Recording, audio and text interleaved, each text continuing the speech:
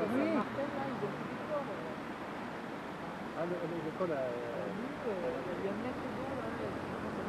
Par contre, nous ce matin, alors là,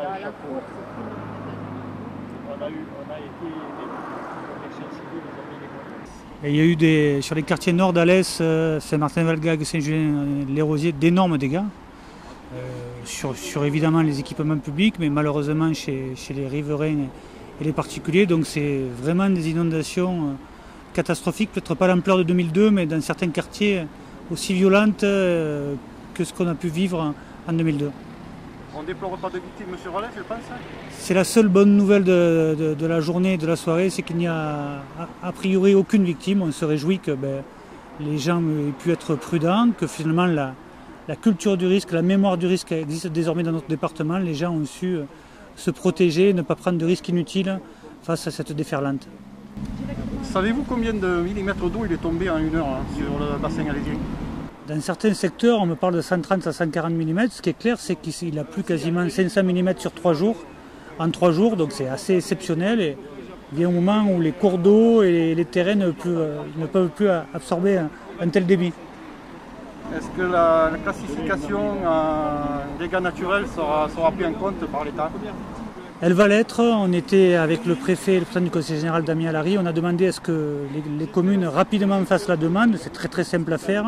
Et on a pris l'engagement que ça puisse être traité dès jeudi en conseil des ministres de façon très rapide et exceptionnelle pour que jeudi l'état de catastrophe naturelle soit reconnu et que les riverains, nos administrés puissent rapidement contacter leur assurance et être dédommagés. Je vous remercie. Là, on va mettre le dos.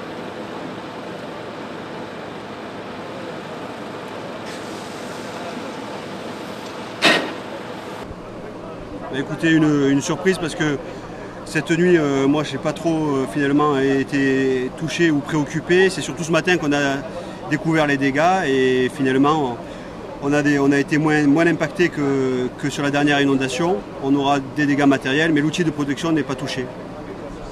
Pouvez-vous nous dire un mot un petit peu sur les pompiers et au niveau de la mairie localement? Est-ce que ça a été quelque chose d'important pour vous qui viennent vous secourir? Oui, une très grosse solidarité. On a eu énormément de pompiers et franchement, moi je tiens à les remercier parce que ça a été vraiment un soutien physique important. De notre côté, notre personnel aussi a répondu présent et puis la mairie de Saint-Hilaire évidemment. Donc on se sent moins seul pour affronter ce nouveau sinistre. Oui, écoutez, nous, avec le président Damien Alary, avec le préfet, on a fait le tour aujourd'hui des communes sinistrées cet après-midi et parmi elles, donc, il y a Saint-Hilaire de Bois-de-Mas qui a été le théâtre quand même d'actes héroïques. Je crois qu'il faut le dire. Le maire de Saint-Hilaire de Bois-de-Mas a sauvé une personne qui partait dans les eaux. Il y a eu vraiment des gestes également très importants des nageurs sauveteurs, des pompiers qui ont réussi à sortir une personne qui était dans l'eau, un électroyage. Enfin, on voit bien qu'il y a eu ici une catastrophe importante. Alors, le conseil général, il est solidaire, il est là, il va aider à la reconstruction, il aide les maires, il aide les habitants aussi, puisque nos services sociaux tiennent des permanences, se mettent au service de la population pour aujourd'hui remettre en sécurité, pour retrouver du logement, pour retrouver des papiers, faire en sorte que l'on puisse aller à l'école dans les meilleures conditions possibles. Il y a eu à quelques kilomètres d'ici une école qui a été dévastée.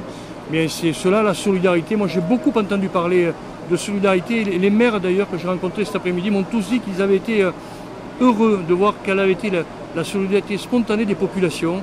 Quand on est en danger, quand on est comme ça dans le malheur, eh bien, on a encore finalement la capacité à aller aider l'autre. Et c'est ce qu'il faut retenir de cette journée. Alors, il y a ce qu'ont fait les pompiers, il y a ce qu'ont fait les services des routes, ce qu'ont fait les services sociaux, ce que feront demain les services éducatifs. Eh bien, tout cela, c'est le service public.